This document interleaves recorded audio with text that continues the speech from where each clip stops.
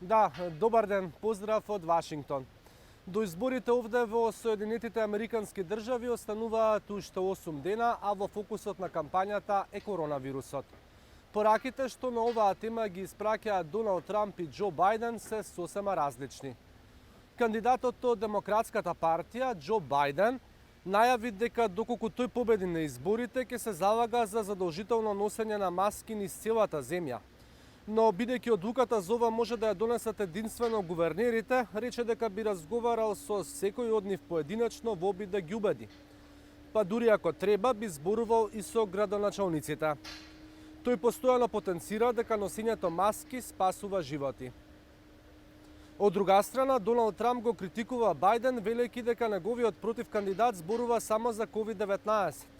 Тие зборуваат само за COVID зашто сакаат да го исплашат народот, а ние толку добро се справуваме со пандемијата, порача актуелниот претседател на митинг во сојузната држава Флорида.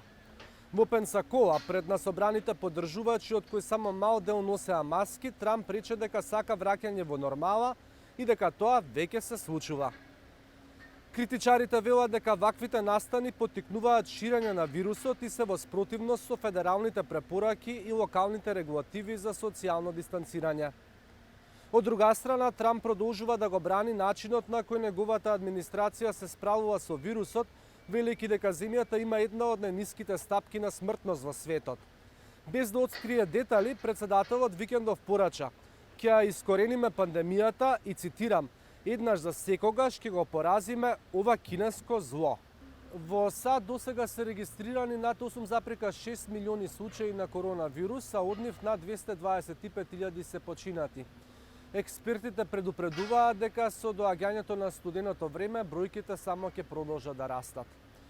Инаку анкетите на национално ниво покажуваат дека Бајден има предност пред Трамп, но поради компликуваниот изборен систем овде, крајниот резултат ќе зависи од гласањето во поединечни клучни сојузни држави.